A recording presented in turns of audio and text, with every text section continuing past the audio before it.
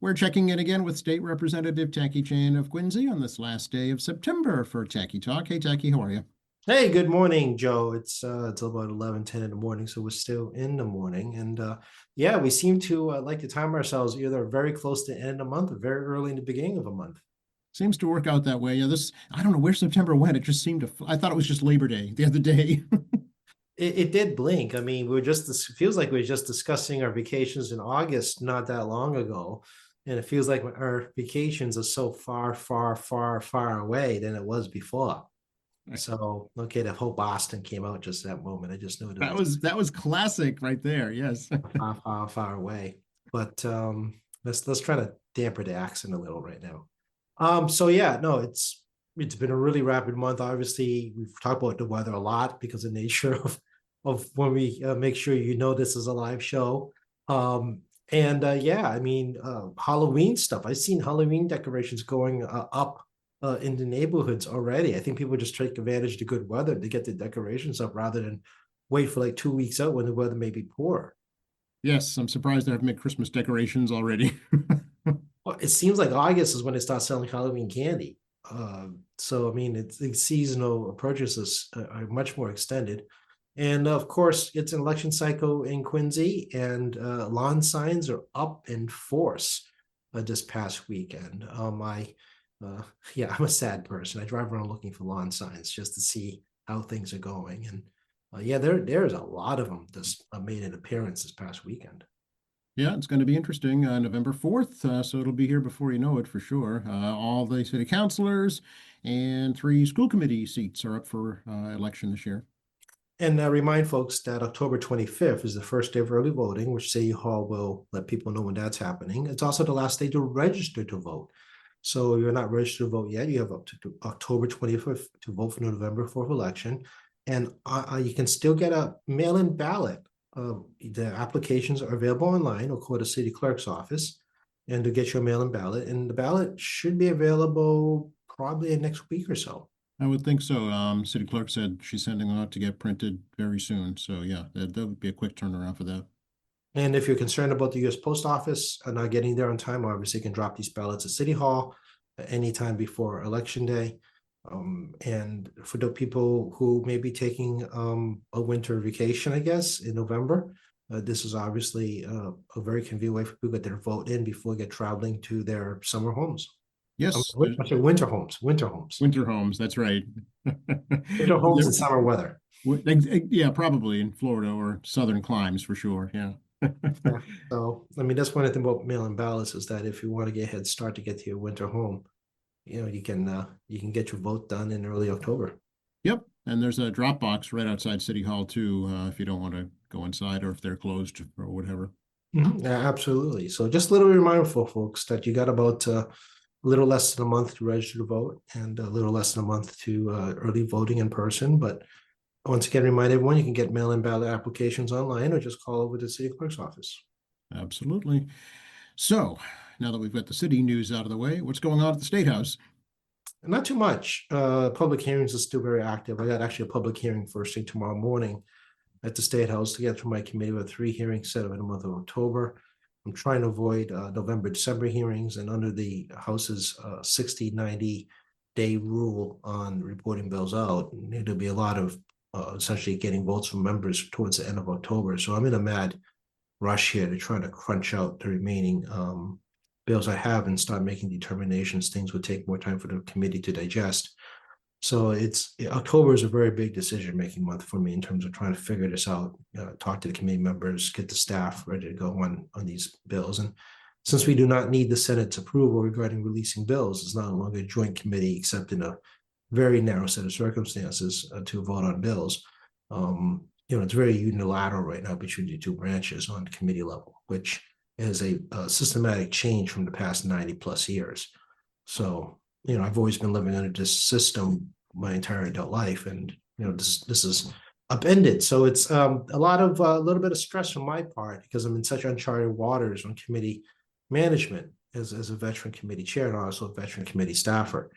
And we got to get ready for November because our recess, well, it's not really a recess, but our end of formal sessions is the third Wednesday in November, right before Thanksgiving. And we don't know exactly what the crunch is. I know the House and Senate Ways and Means chairs, plus the Secretary of Administration and Finance, is doing a listening session at 1 o'clock today regarding the impacts on the federal shutdown, but also the impacts on the big, beautiful bill that they did in DC that will have enormous impact regarding social services here in Massachusetts, as well as federal reimbursements. And the regulations have been issued, and it's still very confusing what's going on. For example, you may have seen that the IRS has finally put out a tax on tips regulations, which is not that straightforward how it works. And they made changes to your 401k, 457s, and your Roth contribution levels, and the fact that certain circumstances may require you to stop contributing to 401ks and put your money into Roth IRAs under certain circumstances. So, IRS has also issued a lot of these things that will impact you, actually. And, I strongly advise that you probably should be seeing your financial advisor and your consultant regarding your 2026 retirement contributions. There's a lot of things going on in DC, and I think the misconception is that it doesn't affect you. It does. It's just that everybody's affected differently. That's the way I like to put it. So, we're still waiting for it. And, as you may be aware, the fiscal year for the federal government starts on October 1. And obviously, there's going to be a federal shutdown.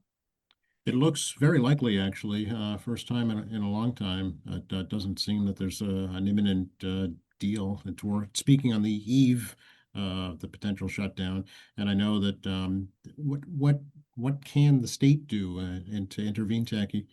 Well, that's a good question. I mean, there is a lot I can do about this, and the federal delegation has to make its decision with their House and Senate leadership teams in DC about what the strategy is. As I think everyone may remember, this is not a new experience for us. We've had threats of government shutdowns for decades, and I believe the last government shutdown may have been 2011. Something like that. Actually, I think it was 2013. Yeah, I think it was in Trump's first term, actually. Was it? Yeah, because I thought we Yeah. avoided that one. But regardless, it's not the first time we've done this. We've done it in the Obama administration. We've seen it during the Clinton administration. It's unusual. Generally, the shutdowns are less than 7 days most times, and generally less than 2 weeks. So what does it mean? It means that certain non-essential government services at federal level will be closed, and then the staff are essentially temporarily not getting paid until it's resolved. Certain offices like Congress, the White House, judiciary, law enforcement will continue, the Army, Navy, military service will continue to function. The difficulty in this one I've read in the news is that it's very unclear, even among the media, exactly how much the government is shutting down, because unlike past resolutions, this one's a very big one. It's covering the vast majority of government. It isn't like a continuing resolution for very targeted services in the Fed. So, for example, they do defense continuing resolutions in the past, and that is why the military should not be closed down at all, because it's a separate continuing resolution. So this one's pretty much more expansive and deals with much more non-central services. However, unless you need that service, it is essential for you. That's right. Yeah, I think I read where Social Security payments will continue, Medicare will continue, but things like, well, here in Quincy, the Adams National Historical Park will probably have to close. Yes, and you may get a delay in your passport services, for example. Right. Foreign nationals seeking to get a delay of the visa, right? You may find yourself in need for certain types of document verifications. Certain parts of the IRS was already been gutted. They already gutted. I love the fact Republicans like to gut the IRS, which their job is actually to make sure that people pay their fair share. But let's put that issue aside. Certain services that you're looking for customer service may not be available. This impacts us too, because we get constituent services that refer to the federal delegation, and federal delegation goes to the federal government on your behalf to get questions answered, same way that we try to get answers from the state government. So, like I said, I don't pretend to know every single federal services. The media covers the big one.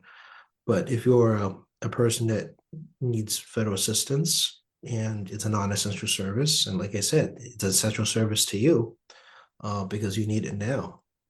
So if it goes on more than 2 weeks, I think there'll be more impact on all of us because a lot of federal payments will also be suspended, whether it be Mhm. reimbursements to the state or not-for-profit agency or tax credits to a private company. I think there'd be more apparent impact as it goes along. And given the fact that the federal government is now rehiring people at the end of their furlough, well, not furlough, what do you call it, buyout, because September is the buyout and the buyouts for a lot of federal employees. So you may remember at the beginning of the year when they're doing shrinking the federal government, they gave buyouts to September for a Mhm. bunch of folks.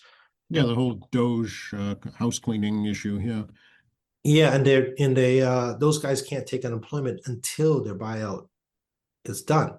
right. This is the month of September. So there should be more unemployment applications coming in as their federal package ends. And there's been some rehires. The federal government, it's questionably smaller, but I mean, more accurately, it's affecting people's services. And we'll see, what the size of the service impact as a result of the shutdown looming 12 a.m. tonight. Well, I mean, less people working means people spending less money, right? And that impacts the overall economy. Well, yeah, obviously, if you're not getting paid, you don't know when you're going to get paid next. You already tighten your belt. You're going to tighten to the next level, Right. and depending on the vendor, for example, they're not paying vendors, and we know the federal government is a major contractor.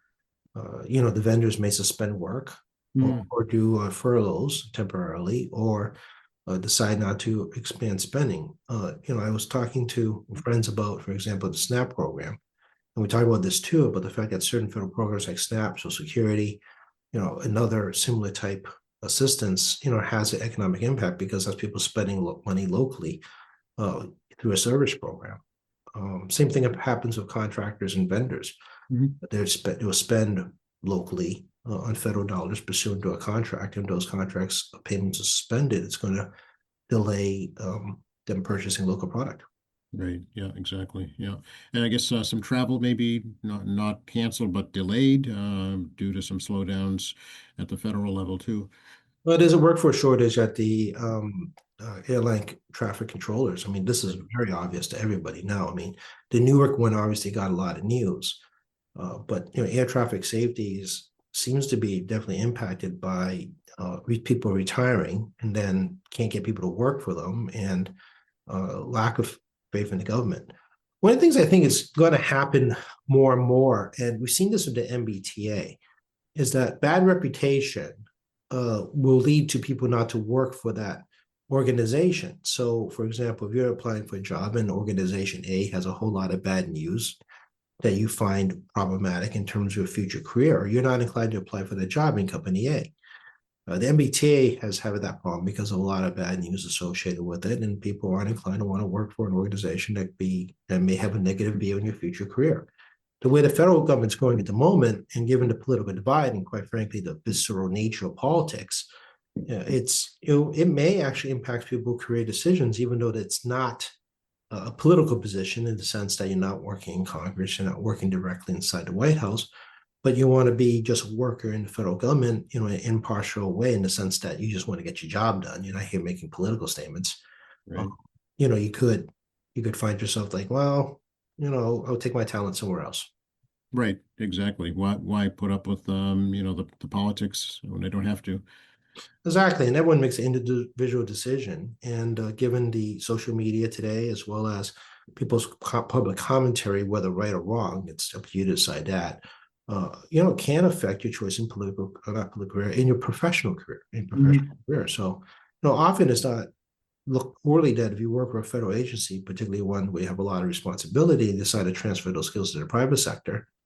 But if they look at when you worked, the number of years, people can figure out what administration you're in. And this could have a chilling effect on new hires, Mhm. given the fact the job market is still leaning towards employees over employers.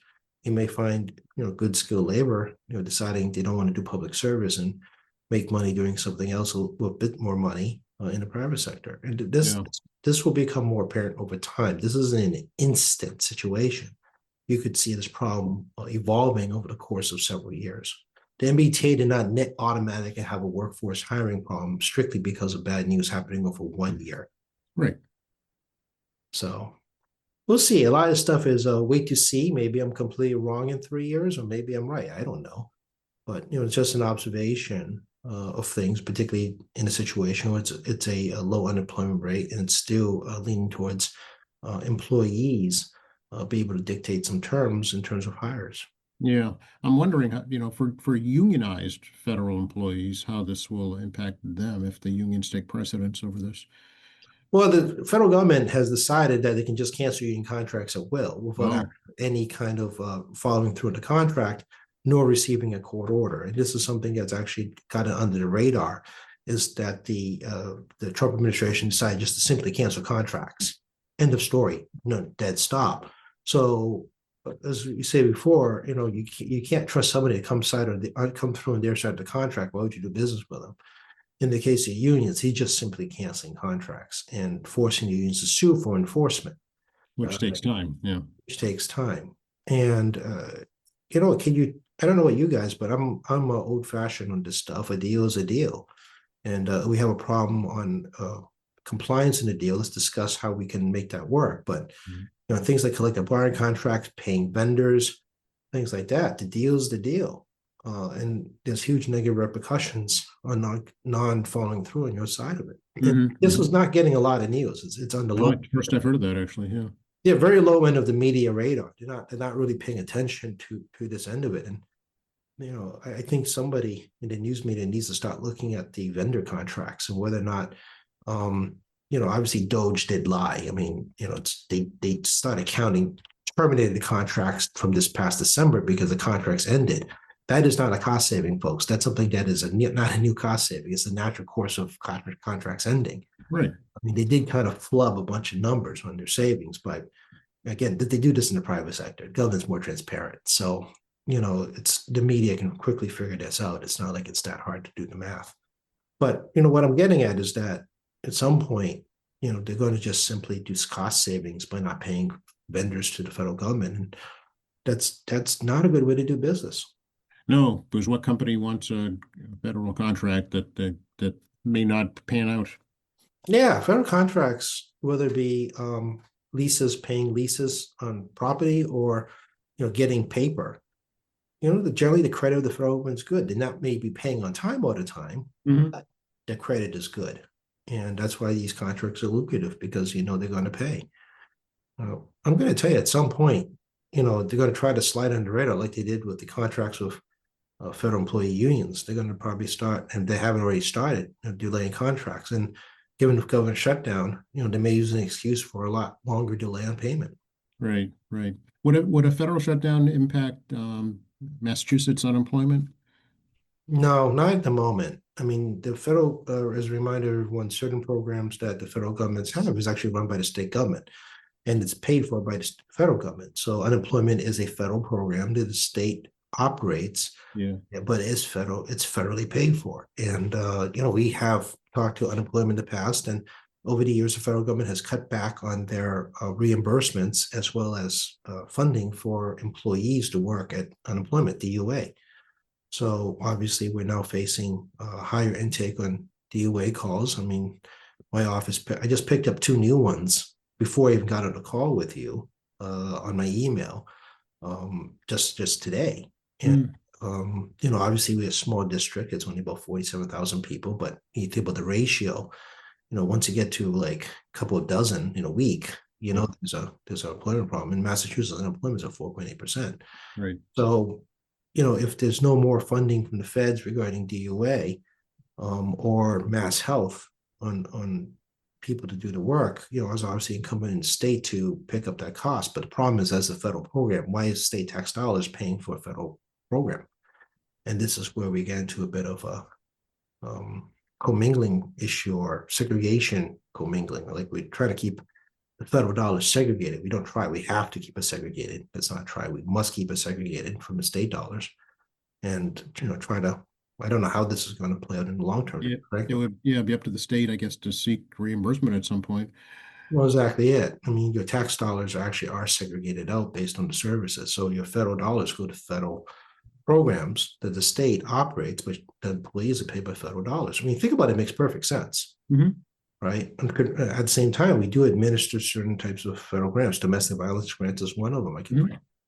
and the funnel through Mass Domestic Violence Agency, Office of Domestic Violence, and they go to the local service agencies from there.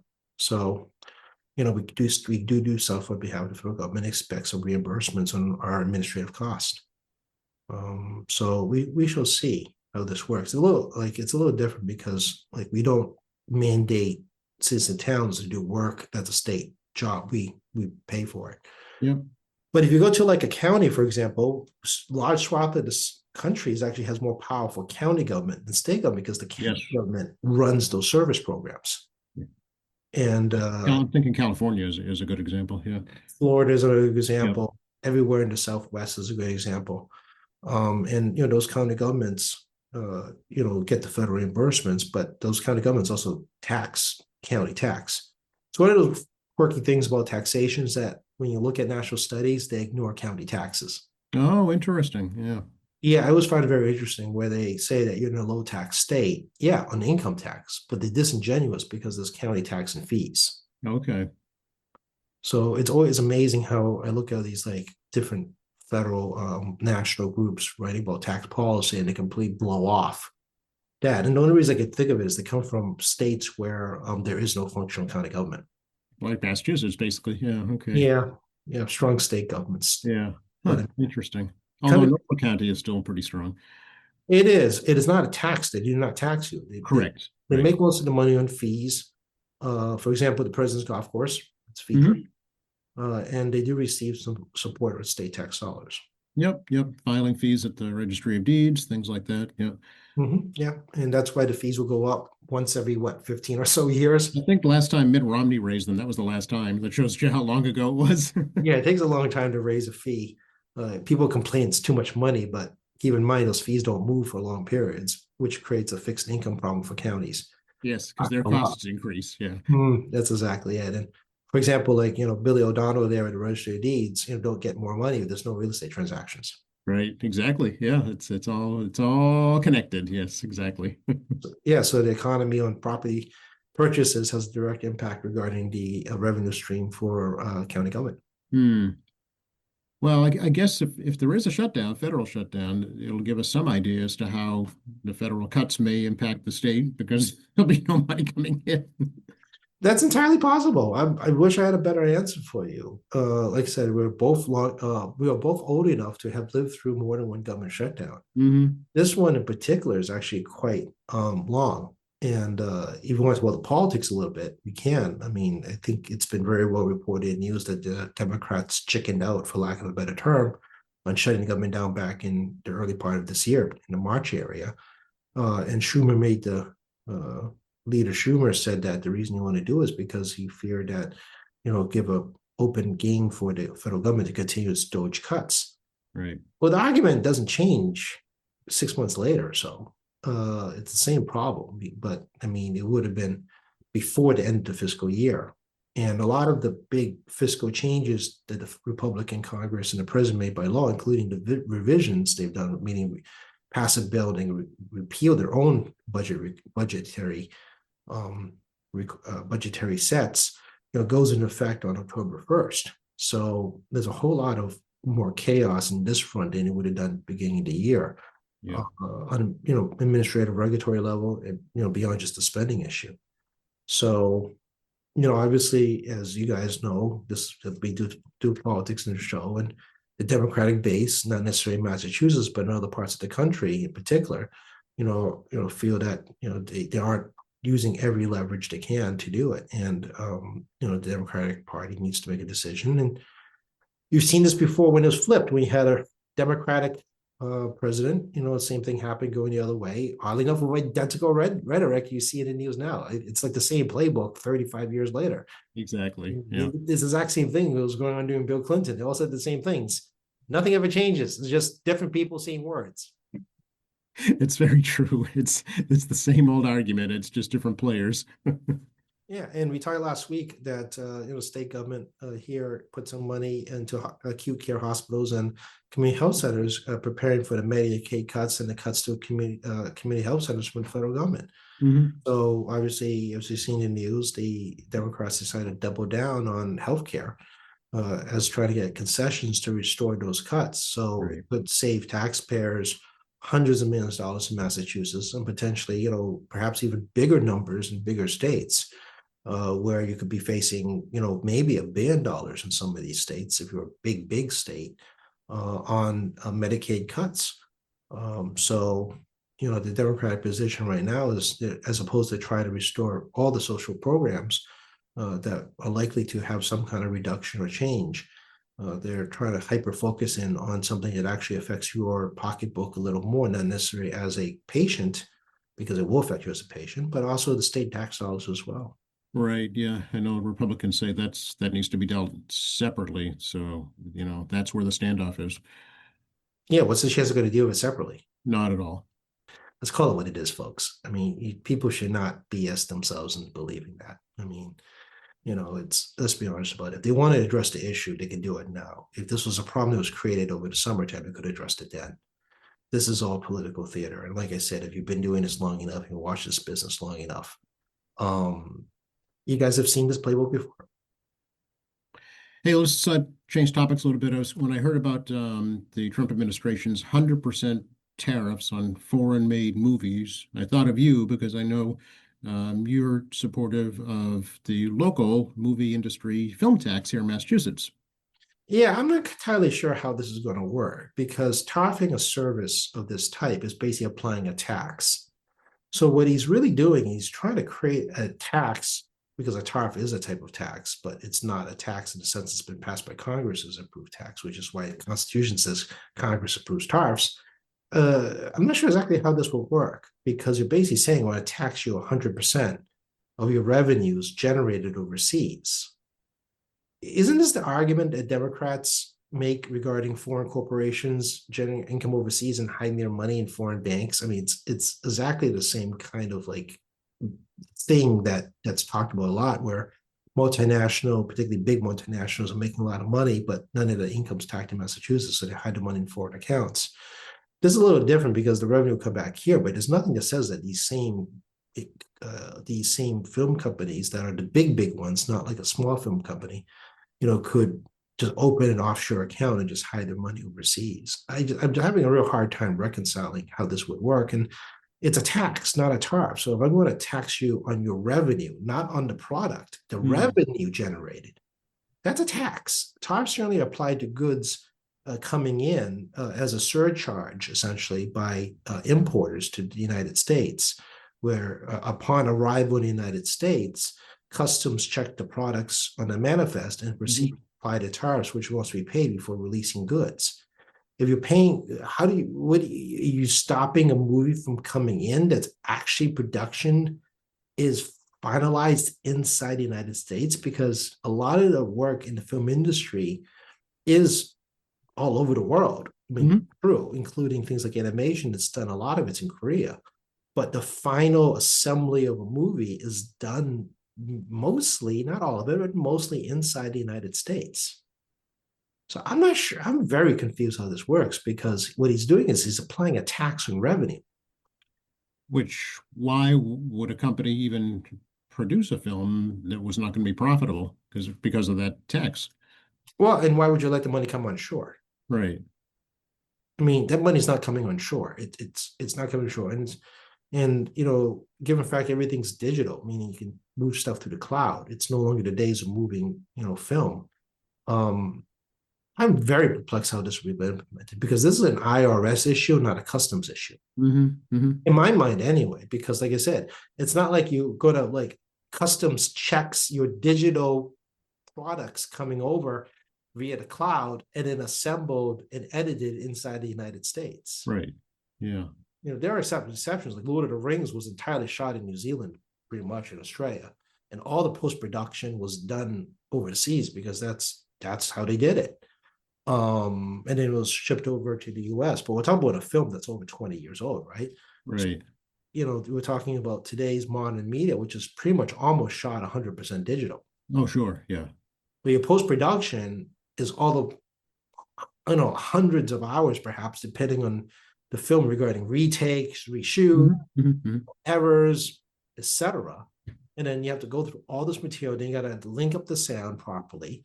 And then you may do re-edits before the film is released to the public. Then you have a test screening inside the United States, and then make some decisions and release decisions. Plus, you have the distribution network, which is also in the United States.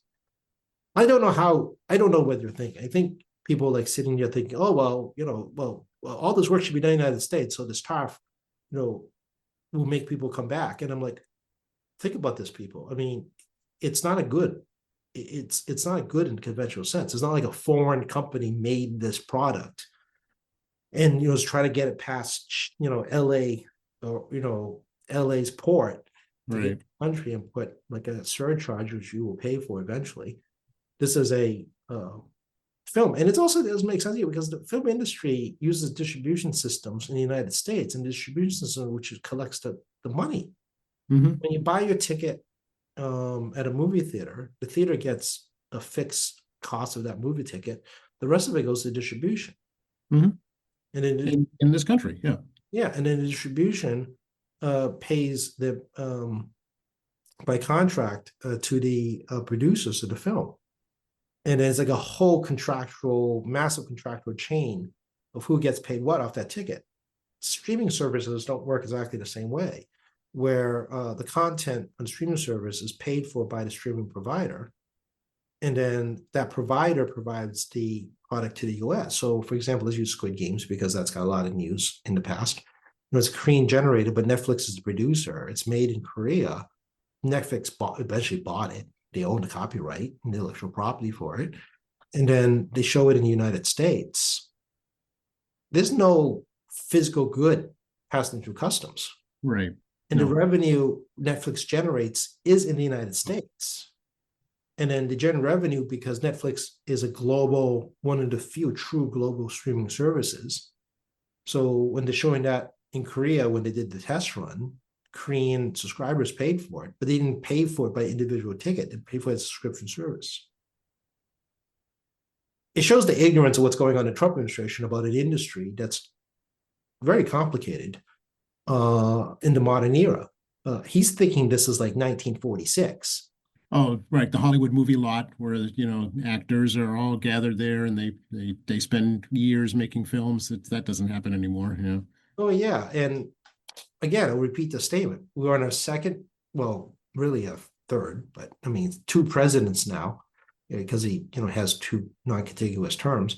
Two presidents again that it lives outside the zone of modern time. I mean, both Biden and Trump live in a time warp, and they do not reflect us into modern society regarding how the world works now. And I'm very troubled with the fact that we've had two consecutive presidents who literally do not know what's going on in the world because they don't know how the world works today. Mm-hmm. So will this impact the Massachusetts film industry?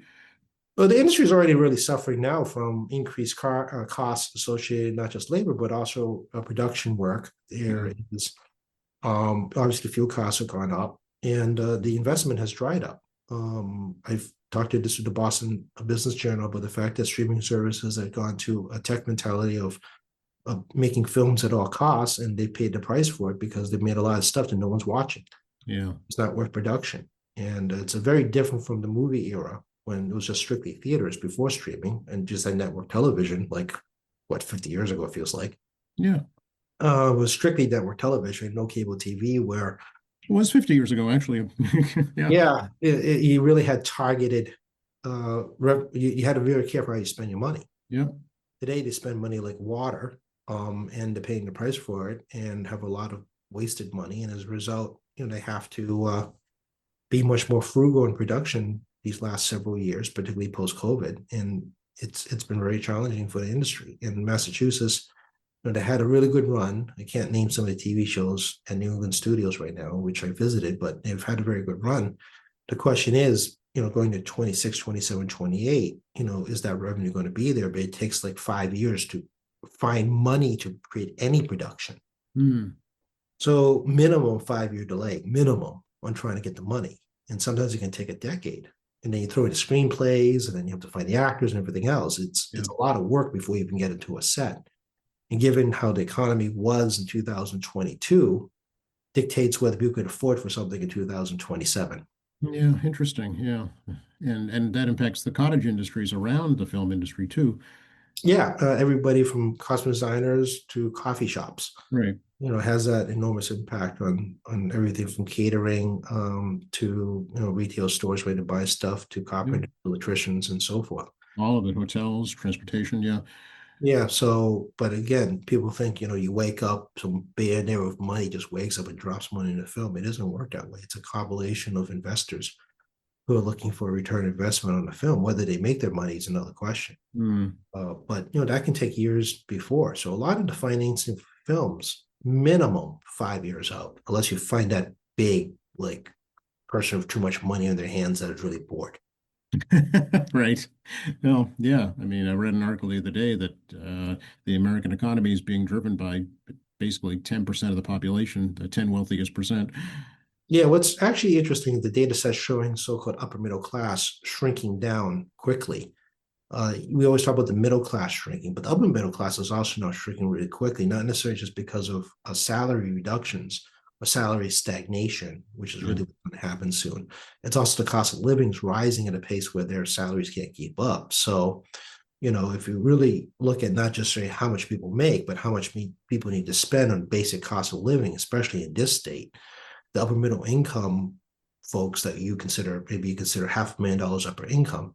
But I mean, over time, if their salary doesn't move much, and costs keep going up, but you're getting pinched, well, they're getting pinched too, and eventually, they're no longer upper middle income because the cost of them doing whatever they need to do to survive, day-to-day services will go down. And we saw this happen in the '08 financial crisis. The '08 financial crisis, went for 5 years essentially, and a lot of folks, who were upper middle income, not have any income.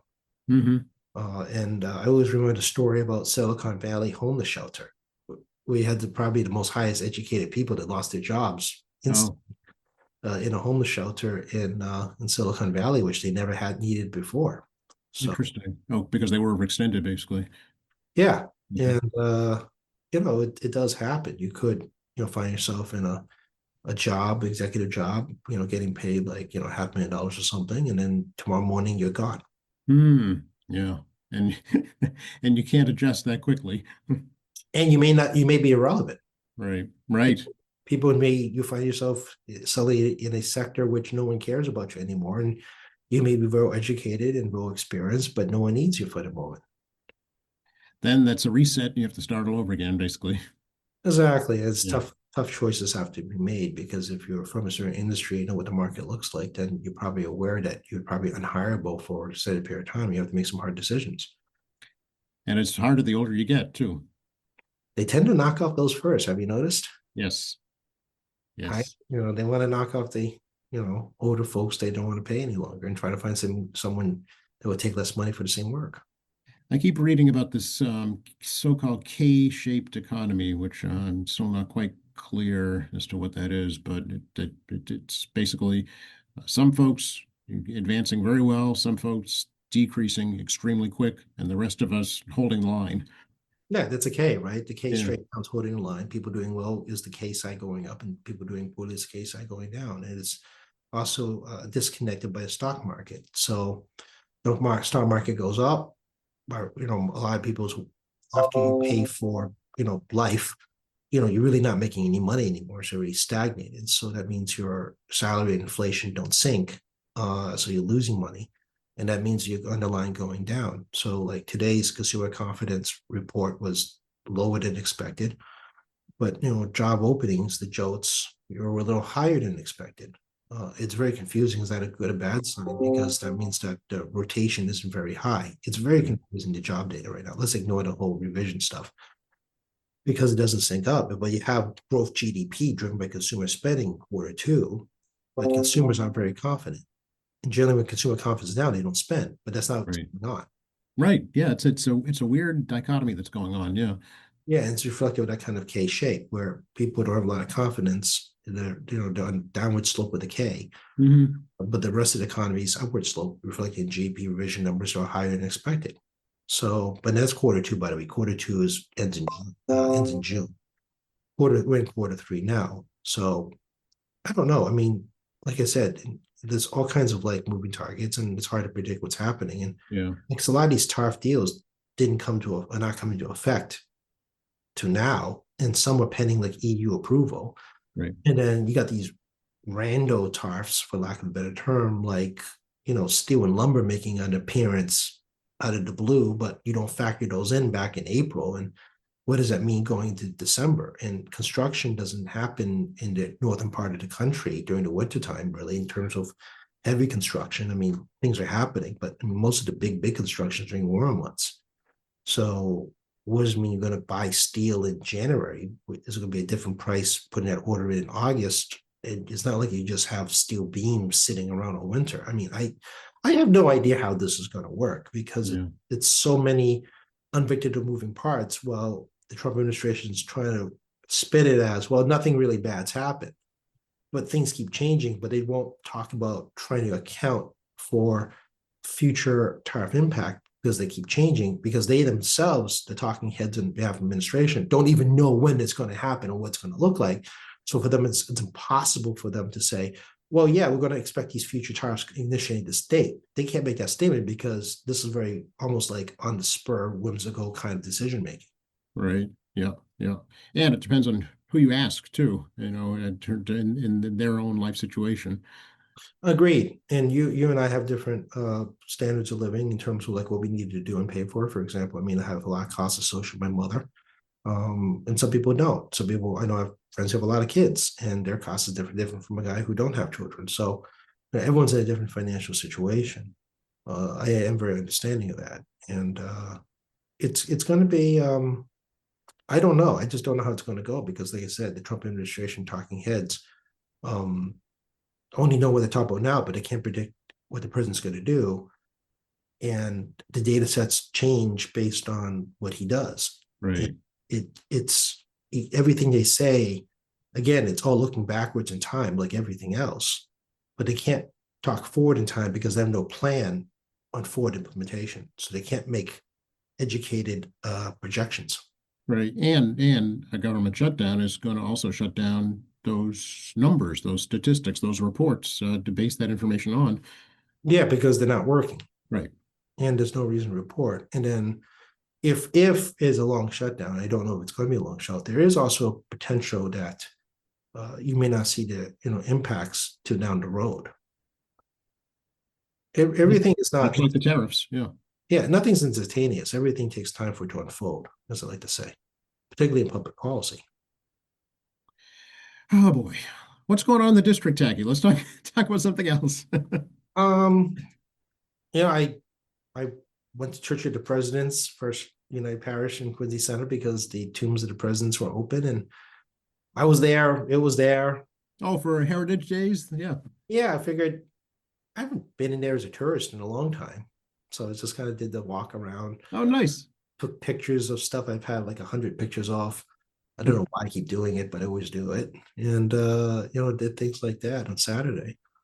Um, Nice, nice. I love to take people to the places around the city that have never been before because it forces you to look at it through their eyes and you get a whole new appreciation, I think. yeah, some stuff you haven't done since you were a kid or for Right. many years. It's nice. It's like the Dorothy Quincy house.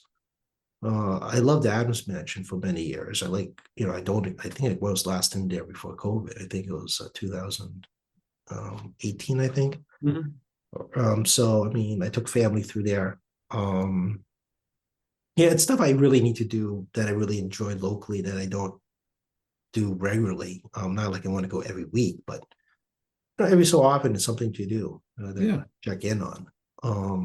Like we talked about the Constitution the other day. I mean, in Mhm. Charleston, I haven't been in there since my 20s. Again, it's also unexpected massive changes. It is a ship. But there's something special about places like the Adam Mansion, the Forbes House in Milton. other similar locales where you're really walking backwards in time, how people really used to live. Yeah, it's authentic, it's genuine because this is where it happened. Yeah, the Good Neighbor House Net Good Neighbor Reward Dinner is back. They're doing it October 25th. Um, the 250th anniversary of the U.S. Navy. They're celebrating it, I believe, at Marina Bay on October 10th. There's Oktoberfest going Yes. on in Montclair Walson Neighborhood Association. I want to say it's also October 25th. I'm trying to remember. Um, They have a big pumpkin spice festival, I know. That's yep. yep, yep. I know that the Woodward School Girls, I can't make this one, but the Woodward School Girls having their annual gala, I think this coming Saturday. Um, what else is going on? I'm doing this off the top of my head. I'm not looking at my calendar. There's a food truck festival downtown that's coming up. Gosh, there's a couple of lectures that are happening. I think author Dennis Lehane's coming to the city soon, so there's a lot happening. There's a lot happening locally. Not obviously the Quincy 400 continues, but obviously there's a lot of local fundraising events happening. I might as well plug local charities right now. If you actually have a couple extra pennies to spare, whether for a neighborhood group or a food pantry or domestic violence shelter or any services locally, and you have a couple of pennies to spare. I mean, they're not looking for $10,000 donations, but even spare like a small amount of money. Mhm. We're very grateful for our local organizations, particularly moving into a very uncertain time on regarding federal support, but also higher need for services as we go forward. We've had heard from Father Bills. Contrary to what you're hearing, the migrant issue is indeed pretty much over. The capacities in our emergency shelter system and our local shelters is all local folks. And they're at capacity before the winter months. We've been told that Father Bills has already hit winter capacity. That's not good here in the end of September. No, it's not. No, it's not because obviously the seasonal workers ending and the seasonal workers in the wintertime, but there's a talk about not hiring as many seasonal workers. And we talked about earlier about the impact on the economy and folks on so many different levels. But the emergency shelter program is going to be very heavily burdened, expect this coming wintertime. If they already hit winter numbers now locally, it's going to compound. And Yeah. and a lot of these, not a lot, but some, things like Section 8 programs is a federal program. Hmm. Hmm. So Hmm. but there's going What to be happened to all the migrants that were in the state? Did they find housing for them? yeah, they keep moving along. I mean, yeah, they either found their own housing, they found their own jobs, or they just moved along. The job market was so sparse; they needed people working all levels of everything, Yeah. and people just started doing what they came here to do. They want to find work in a stable environment for their families, Okay. Okay. and The some, emergency was just the influx all at once. and some of it left the state. Yeah. And honestly, people went under the radar, but the administration also deported a large number of Haitians. Interesting. Knowing that where they got deported to, Right. is the other problem. We're not deported back to home country. They're just dumping them on somebody else's country, which doesn't make sense because you generally want to go back to a place that, I don't know, you speak the same language. Mm. Um, and you actually know what the culture is like, better, good or bad. But I mean, there was a large number of deportations as well. So it's a combination of factors. And like I said, I still believe that even during the migrant crisis, at least half of the emergency shelters were still local residents. They weren't all Hmm. immigrants. And I think that's kind of lack of messaging that the Hale administration did a very poor job on, because my sources all told me that it's not 100% migrants, about half of them were local residents, but the Hale administration's inability to communicate that is real problematic to give us a better view of what's happening in our local economy. Yeah, that's important. It really is. Absolutely. So that's good that we mentioned it here at least. Yeah, and I am bracing for impact and constituent services. So, like I said, if you guys have local organizations that you really support and love and work they do, and you got a couple of pennies, I know you're pinched, I'm pinched, but if you got a couple of pennies to spare, I'm sure every local organization would love to have even a little bit of money from anyone to help them out. Oh, that reminds me, Interface Social Services, this coming Saturday, their thrift shop's having a big closet sale, so check them out. Yeah, definitely check it out. They're on Adams Street. Hmm. Some of you are old enough remember the social cerebral palsy. Yes. those old enough to remember that location. Yeah, definitely do things like that. And obviously I encourage people to check the Quincy Sun. And there's no shortage of social media forums Right. They're all on them now. Absolutely. Yeah. on them now. So you can always check at this, some kind of local fundraiser going on for those groups. So I wish I had a better way to put it. We'll do as much as we can at our level, the state level, but at the same time, these are your groups at home that support people that are your neighbors. To that end, here's what we let folks know how to get a hold of you. Yeah, 617-722-2370, 617-722-2370 is the number at the office. You got an emergency like unemployment, please definitely call us. Get a message just this way. Obviously, you noted I did check my email before coming on, so I do see them. And also get hit by another 50 pieces of testimony before we got on this call, which I'm gonna have to read. Oh, so I distracted you for an hour. That's good. Yeah, there's a lot of testimony coming in. Committee chair, consequences of a committee chair. Obviously, tacky.chan@mahouse.uov, tackey.chan@mahouse.uov. We have a State Representative Tacky Chan Facebook. We have an Instagram that goes with that now. We have tackychan.org. People actually do use that contact page to reach out to us. We do have at Tacky Chan at X, but we're stopping using that. So please feel free to unsubscribe from that. Obviously, we have malegislature.gov, malegislature.gov. You do not need me to tell you what's going on with a bill. It's all online. And when it's on the internet, I find out at the same time when you find out, when the clerk processes the paperwork, as well as our sessions and our hearings. You can watch me.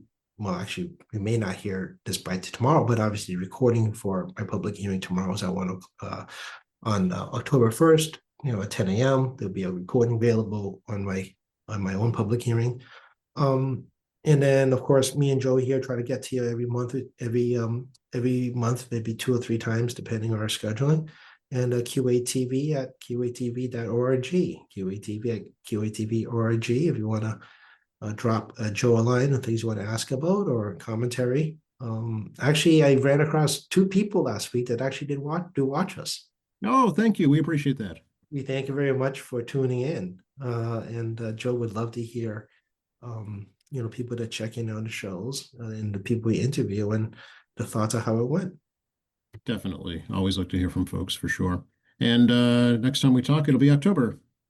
It will be. And I'll be actually in to see Mark regarding what's his was it the one what Mark Crosby show State View. State View. Yeah. I'll be in in late October to do. Oh, Tacky in person. Okay.